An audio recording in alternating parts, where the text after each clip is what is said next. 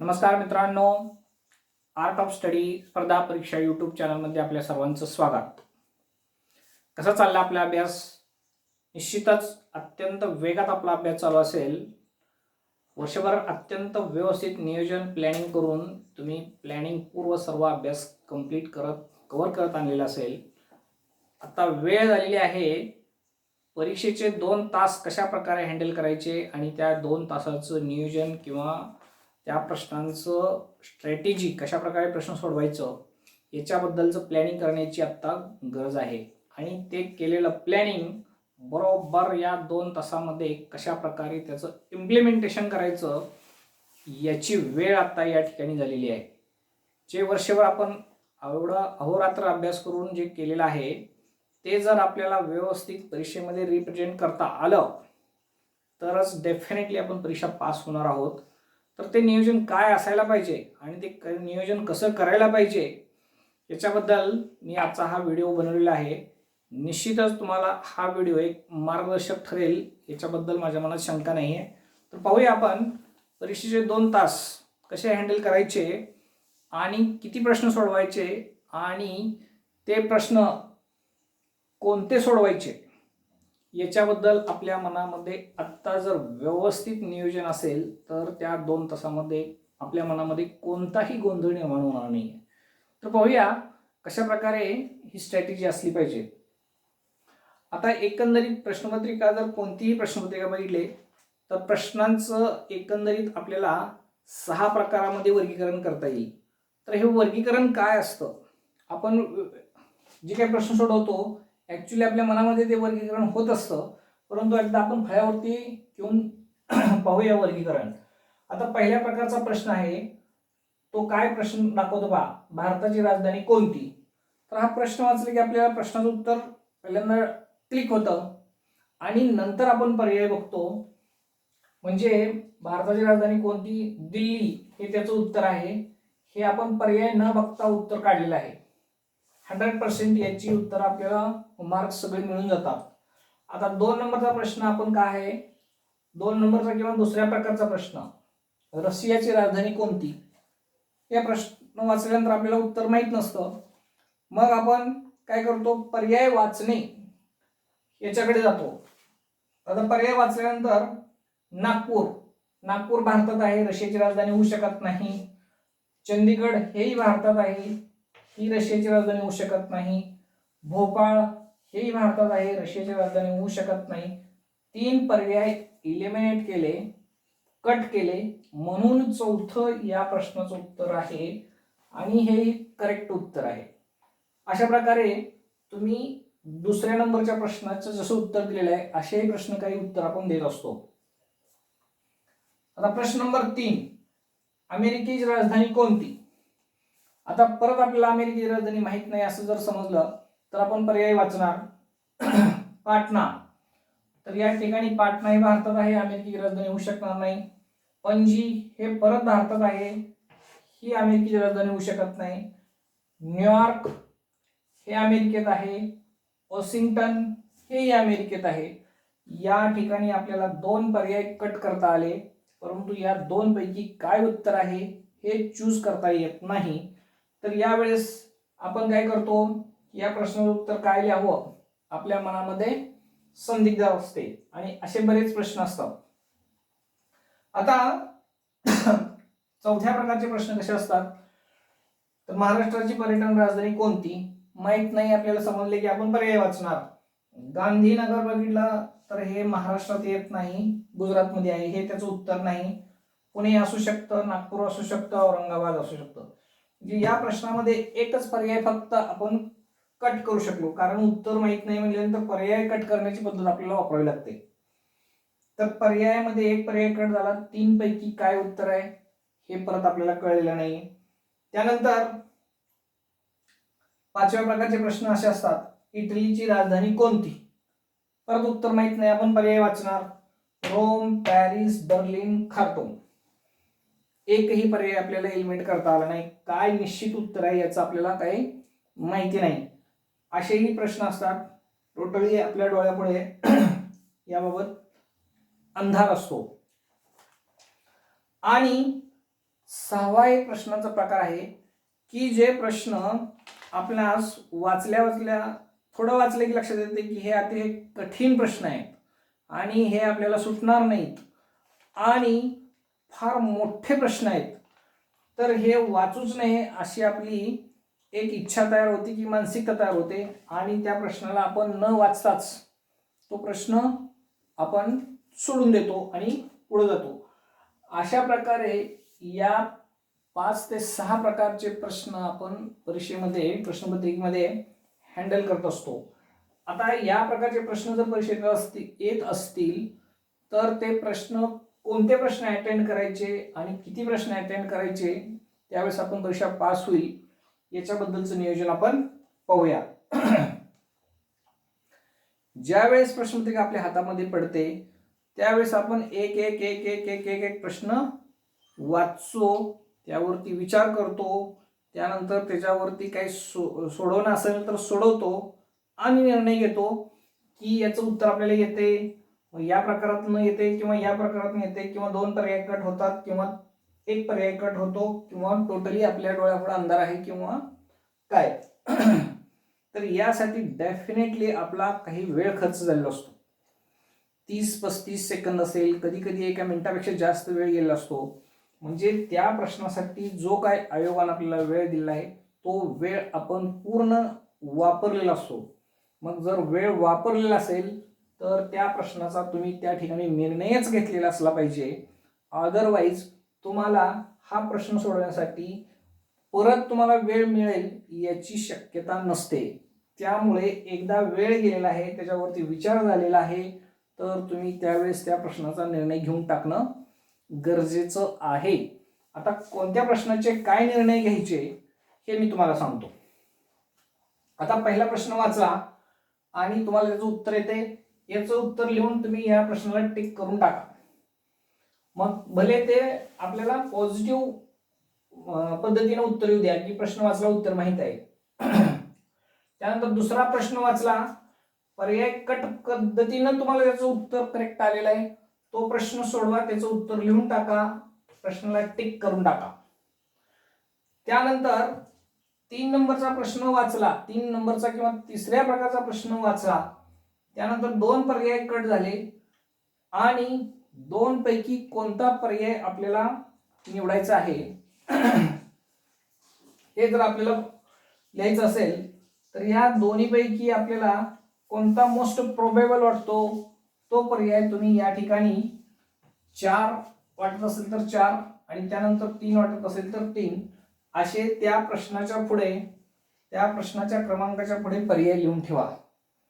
Otherwise तुम्हाला 4 वाटत असेल तर तो प्रश्नाचं उत्तर त्याच वेळेस तुम्ही लिहून टाकलं तरी फारसं काही बिघडणार नाही. त्यानंतर चौथ्या प्रकारचे प्रश्न, ज्यावेळेस ह्या प्रकारचे प्रश्न आपण वाचतो त्यावेळेस एकच पर्याय इलिमिनेट होतो, 3 पर्याय शिल्लक राहिलेले असतात, त्या 3 पैकी कोणतं उत्तर लिहायचं, तर यातील तुम्हाला सगळ्यात करेक्ट बरोबर येईल असं जे वाटतं 4 नंबरचं येईल वाटलं, त्यानंतर 3 नंबरचं आणि परत 2 नंबरचं, तर या सिक्वेन्सनं ते पर्याय त्या ठिकाणी लिहून ठेवा. 5 नंबरचा किंवा 5व्या प्रकारचा प्रश्न, इटलीची राजधानी कोणती. डोळ्यापुढे पूर्ण अंधार आहे, वाचल्यानंतरही लक्षात येत नाही, अजिबात वेळ खर्च करू नका, या प्रश्नाच्या पुढे तुम्ही डॅश मारा आणि पटकन पुढे जावा. आणि 6व्या प्रकारचा प्रश्न की जो प्रश्न वाचल्यानंतर आपल्याला समजत नाही काय विचारलंय, अत्यंत अवघड आहे, गणिताचा प्रश्न आहे, असल्या प्रकारचे गणित आपण सोडवलेली नाहीत किंवा बुद्धिमत्तेचा अतिशय किचकट किंवा फार कॉम्प्लिकेशन करून दिलेला प्रश्न असेल आणि आपल्याला सोडवायची इच्छा होत नाही कारण वेळ आपल्याकडे नाही आहे, त्यामुळं तुम्ही हा प्रश्न गोल राऊंड करा त्या प्रश्नाला आणि पुढे चला. ह्या 2 प्रश्नांना तुम्ही सोडून बगल देऊन तुम्ही पुढे चला, कारण आपल्याला त्याचं उत्तर येत नाही 5व्या प्रकारच्या प्रश्नाचं आणि 6व्या प्रश्नाचं आहे ते अत्यंत कठीण आहे, त्यासाठी आपल्याला 2, 4, 5 मिनिटं वेळ देणं शक्य नाही. अशा प्रकारे तुम्ही या 6 प्रकारच्या प्रश्नांना सामोरं जाणं गरजेचं आहे. आता पहा,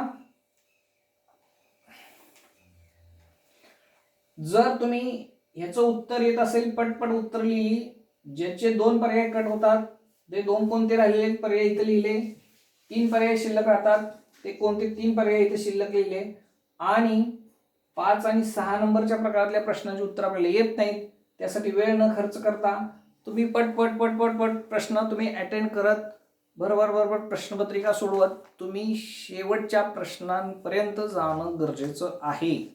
आणि जे 100% करेक्ट ज्याची मार्क्स मिळू शकतात असे सर्वच्या सर्व प्रश्न आपल्याला अटेंड करता आले पाहिजेत. त्यातील एकही प्रश्न आपण टच करण्याअभावी राहता कामा नये. त्याला आपण स्पर्श करून त्यावर निर्णय घेऊन आपल्याला त्याची मार्क्स घेता आली पाहिजेत.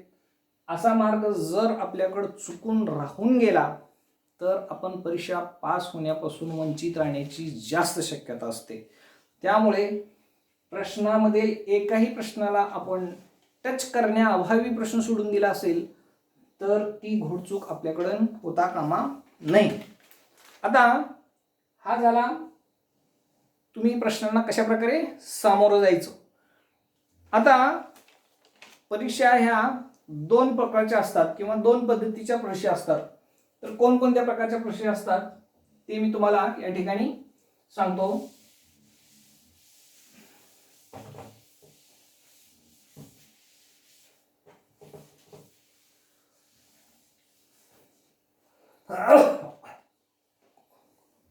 बघा, एक आहे निगेटिव्ह मार्किंगची परीक्षा आहे, आणि दुसरी आहे की ज्याच्यामध्ये निगेटिव्ह नाही अशा 2 प्रकारच्या परीक्षा असतात. ज्या परीक्षेमध्ये निगेटिव्ह मार्किंग सिस्टीम आहे त्या परीक्षेमध्ये तुम्हाला प्रश्न अटेंड करताना अतिशय काळजीपूर्वक प्रश्न अटेंड करणं गरजेचं आहे. त्यामुळं आपली निश्चित एक स्ट्रॅटेजी, एक प्लॅनिंग परीक्षेमध्ये आपण घेऊन जाणं गरजेचं आहे. आता पहा, निगेटिव्ह मार्किंग सिस्टीम जर परीक्षेत असेल तर कसं नियोजन असणं गरजेचं आहे. परीक्षेमध्ये 100 प्रश्न असतील तर 100 पैकी समजा 30 प्रश्न जर आपण वाचले आणि 30 प्रश्नांची उत्तर क्लिक झाली, पर्याय आपण पाहण्याच्या अगोदर उत्तर मिळाले, 30 गुण मिळून जातील. 10 प्रश्न असे आहेत की हे दुसऱ्या प्रकारामध्ये येतात, पर्याय 3 मॅच होत नाही म्हणून चौथा पर्याय त्याचं उत्तर आहे, अशा प्रकारे तुम्हाला उत्तर अशी टोटल तुम्हाला 40 मार्क या ठिकाणी मिळतील. बाकी तिसऱ्या प्रकारात जर 20 प्रश्न असतील म्हणजे 2 पर्याय त्याचे उत्तर नाहीत आणि 2 पैकी काय आहे हे आपल्याला सांगता येत नाही. चौथ्या प्रकारामध्ये 20 प्रश्न, 5व्या प्रकारामध्ये तुम्हाला 12 प्रश्न आणि 6व्या प्रकारामध्ये 4 प्रश्न. आता पहा, पहिल्या प्रकारामध्ये जर तुम्ही उत्तर लिहिलं तर 100% करेक्ट उत्तर असतं. दुसऱ्या प्रकारातल्या प्रश्नाची उत्तर लिहिली तर ते 100% करेक्ट असतं. तिसऱ्या प्रकारामध्ये 2 पर्याय उत्तर माहीत नसतं, त्या ठिकाणी 50% प्रश्न बरोबर येण्याची शक्यता आहे. आणि 1 पर्याय कट झाला, 3 पैकी 1 उत्तर लिहितो आपण, त्यावेळेस 33.3% बरोबर येण्याची शक्यता आहे. आणि 4ही पर्याय तुम्हाला काही उत्तर सांगता येत नाही, त्यावेळेस अंदाजे गेलं तर 25% प्रश्नाचं उत्तर बरोबर येण्याची शक्यता आहे. आणि 6वा सुद्धा अंदाजेच रंगत असल्या कारणामुळं 25% उत्तर बरोबर येण्याची शक्यता आहे जर हा प्रश्न अटेंड केला तर. आता या प्रश्नाचे उत्तर आपण लिहून एकदा प्रश्नपत्रिका सोडवल्यानंतर लक्षात आलं की आपले 40च प्रश्न शॉर्ट बरोबर येणार आहेत, त्यावेळेस बाकीचे राहिलेले प्रश्न अटेंड करायचे किंवा नाही. आता 2 पर्याय कट झालेले आहेत, असे 20 प्रश्न असतील तर सर्वचे सर्व प्रश्न अटेंड केले तर 10 प्रश्न बरोबर येतील, 10 प्रश्न चुकतील. तर 10 प्रश्न जर बरोबर आले तर या 10 प्रश्नाचे 10 गुण मार्क्स मिळतील आपल्याला, आणि 10 प्रश्न चुकले तर आपले 2.5 मार्क मायनस होतील त्यातून. रिझल्टंट आपल्याला 7.5 मार्काचा आपल्याला फायदा या ठिकाणी होतो. हा फायदा केव्हा होईल?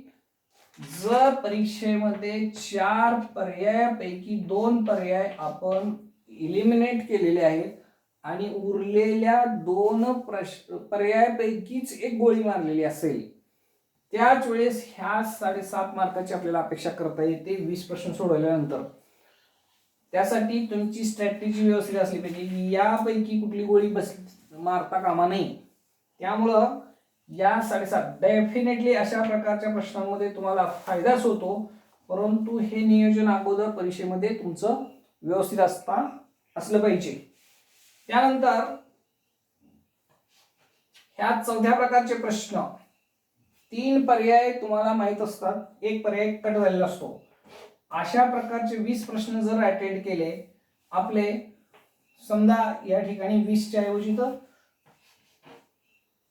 24 प्रश्न घेऊया. 24 बरोबर, हे सगळे 100 प्रश्न होतात. तर 24 प्रश्न असतील तर 8 प्रश्न बरोबर आले तर 16 प्रश्न चुकण्याची शक्यता आहे. डबल प्रश्न, कारण टोटल जे काही प्रश्न आहेत त्यातील 8 बरोबर येतील तर ते डबल चुकतील. 8 प्रश्नाचे तुम्हाला 8 मार्क मिळून जातील. 16 प्रश्न चुकतील तर त्याचे तुम्हाला एकास 4 या प्रमाणानुसार 4 मार्क मायनस होतील. आणि रिझल्टंट यामध्ये सुद्धा आपल्याला 4 मार्काचा फायदा होईल. 20 प्रश्न सोडवल्यानंतर 24 प्रश्न सोडवल्यानंतर तुम्हाला 4 मार्काचा, इथं 20 प्रश्न सोडवल्यानंतर 7.5 मार्काचा फायदा होत असतो. तर हे 4 मार्क तेव्हाच मिळतील की तुम्हाला 4 पर्यायापैकी एक पर्याय बाद झालेला आहे. ह्या 3 पैकीच एक गोळी मारलेली असेल तर. जर तुम्ही हे पर्याय बाद केलेला असताना तुम्ही जर आपलं नियोजन नसेल तर अंदाजे कुठेही रॅन्डम गोळ्या मारत असताना जर या ठिकाणी गोळी मारली गेली असेल तर शॉर्ट ह्या प्रश्नाचं उत्तर तुमचं चुकणार आहे. या प्रकारच्या मार्कांची तुम्हाला या ठिकाणी अपेक्षा करता येणार नाही. त्यानंतर या ठिकाणी शेवटचा जो 5वा प्रकार आहे, 4ही पैकी कुठलंही उत्तर आहे हे माहित नाही आणि पर्यायही इलिमिनेट करता येत नाही, असे जर प्रश्न अटेंड केले तर 3 प्रश्न बरोबर येतील आणि 9 प्रश्न चुकण्याची शक्यता आहे. 3 प्रश्नाचे 3 मार्क मिळून जातील. साधारणपणे 4 दुने 8, साधारणपणे 2 सव्वा 2 मार्क्स या ठिकाणी तुमचे कट ऑफ होऊन 1 मार्क मिळेल.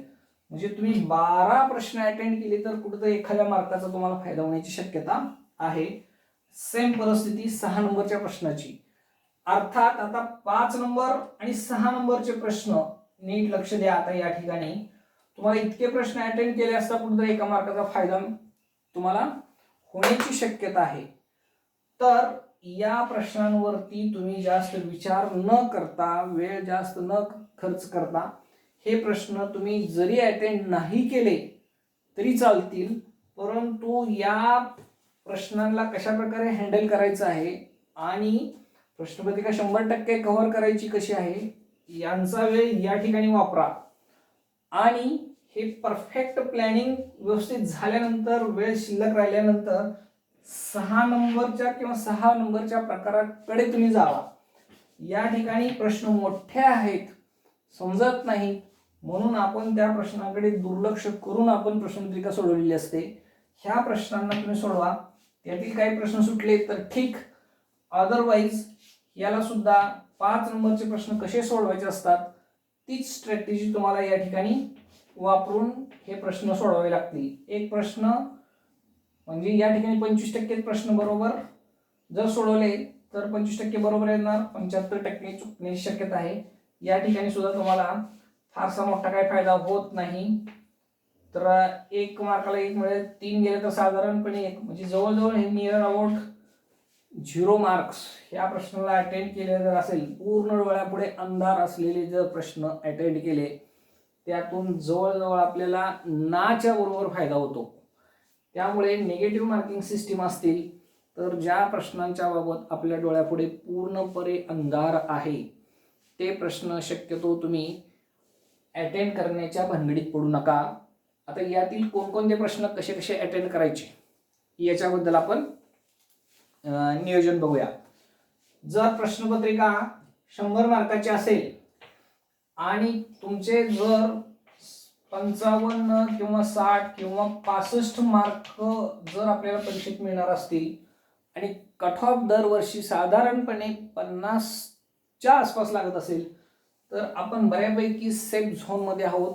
तर आपल्याला बाकी रिस्क घेण्याची जास्त गरज पडत नाही.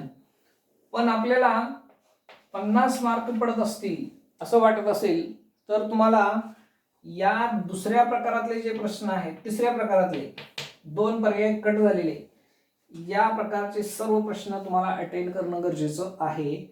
कारण या ठिकाणी डेफिनेटली या पद्धतीचा जर वापर केला तर फायदाच होणार असतो, याच्यामध्ये तोटा बिलकुल होत नाही. आणि हे मार्क्स अपेक्षित धरून सुद्धा जर तुम्ही काटावर असाल तरी सुद्धा तुम्हाला 4थ्या नंबरच्या प्रकारच्या प्रश्नांना सुद्धा अटेंड करणं गरजेचं आहे. आणि या स्ट्रॅटेजीचा फायदा घेतला तरी सुद्धा तुम्ही याच्यामध्ये प्लसमध्येच राहू शकता किंवा राहणार असता.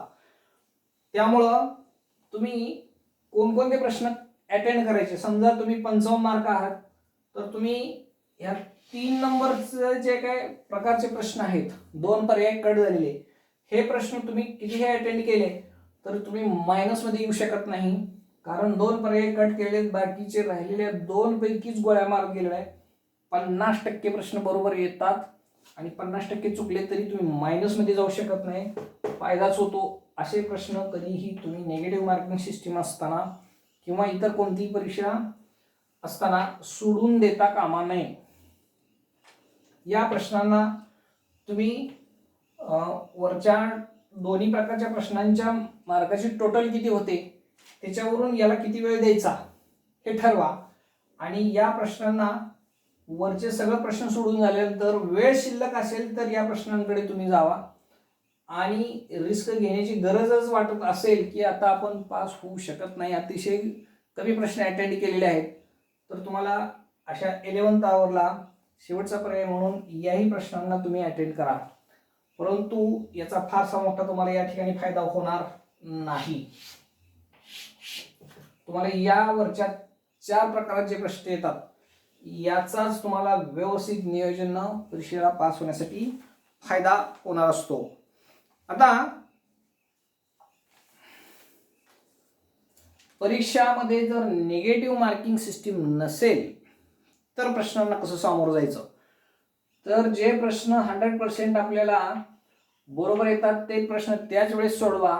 2 पर्याय कट झालेत, दोन्हीपैकी कोणता एक पर्याय येतो त्याचंही उत्तर त्याच वेळेस लिहा. तुम्ही बिलकुल त्याला मागे ठेवू नका. आणि 3 पैकी एक पर्याय कट झालेला आहे आणि 3 पैकी एक कुठलं उत्तर लिहायचं आहे त्याचंही उत्तर तुम्ही त्याच वेळेस लिहून टाका. आणि जे प्रश्न डोळ्यापुढे अंधार आहे तेही प्रश्न तुम्ही त्याच वेळेस अटेंड करा. पाठीमागे अजिबात काही ठेवू नका. फक्त जे प्रश्न अवघड वाटतात आणि टाइम कंझ्युमिंग आहेत असे प्रश्न फक्त तुम्ही राऊंड करून त्यांना स्किप करून तुम्ही पुढे जाऊन प्रश्नपत्रिकेतील 100% सर्वच्या सर्व प्रश्नांना टच करा. आणि एकदा टच झाल्यानंतर वेळ शिल्लक राहिल्यानंतर ह्या राऊंड केलेल्या प्रश्नांकडे तुम्ही वळा. आणि त्या प्रश्नांना जास्त वेळ लागत असेल तर तुमच्याकडे तेवढा वेळ उपलब्ध असेल तर ते प्रश्न तुम्ही सोडून त्याची उत्तरे काढून तुम्ही लिहू शकता. आणि जर वेळ शिल्लक नाही राहिला तरी अंदाजे सुद्धा तुम्ही त्या प्रश्नाची उत्तरे गिरवली तरी सुद्धा तुम्हाला फायदा होतो. नव्हे ती गिरवायचीच, निगेटिव्ह मार्किंग नाही. त्यामुळं डेफिनेटली आपल्याला कमी मार्क होत नसतात, त्यामुळे असे प्रश्न सोडून द्यायचे नाहीत. पोलीस भरती असेल किंवा दुय्यम सेवाच्या इतर ज्या परीक्षा असतात यामध्ये निगेटिव्ह मार्किंग सिस्टीम नाही, तर त्या परीक्षेमध्ये तुम्हाला या स्ट्रॅटेजीचा अवलंब करणं गरजेचं आहे. आता आपण काय केलं नाही पाहिजे, सगळ्यात इम्पॉर्टंट गोष्ट, जवळजवळ 80 ते 90% मुलांचं हे प्लॅनिंग नसतं. आपण प्रश्नपत्रिका कशी सोडवतोय हे लक्षात घ्या. परीक्षा हॉलमध्ये जातो, आपलं नियोजन नसतं, वर्षभर नियोजन अभ्यास केलेला असतो, पण प्रश्नपत्रिका कशी सोडवायची याचं नियोजन केलेलं नसतं. जातो परीक्षेमध्ये ज्या प्रश्नाची उत्तर येतात त्या प्रश्नाची उत्तर आपण लिहून पटपट पटपट पुढे जातो, परंतु ज्या प्रश्नाचं उत्तर लिहिलेलं आहे त्या प्रश्नाला आपण टिक करत नाही. टिक केले पाहिजे. हे प्रश्न लिहा, याला टिक केलं, हे केलेलं नाही, तुम्ही याला सोडून दिलेलं आहे, तर तुम्हाला हा ओळख याला राऊंड केलेला असला पाहिजे, किंवा याचे पर्याय काय आहेत ह्याचे पुढे तुम्ही पर्याय लिहिलेले नसतील, बाबा की 2 पर्याय कट झालेले आहेत, 2 पर्याय शिल्लक राहिलेले आहेत, हे जर आपण लिहिलेलं नसेल तर प्रॉब्लेम काय होतो की आपण सोडवत जातो आणि नंतर वेळ शिल्लक राहिल्यानंतर कोणते प्रश्न शिल्लक राहिलेले आहेत, कोणते प्रश्न आपल्याला अजून सोडवायचे आहेत डबल, तर इथं टिक मार्क केलेलं नसेल तर पुन्हा उत्तरपत्रिकेत बघावं लागतं की 14 नंबरच्या प्रश्नाला आपण सोडवलेलं नाही, तर इथं बघून पुन्हा 14 नंबरचा प्रश्न शोधावा लागतो आणि नंतर सोडवावा लागतो.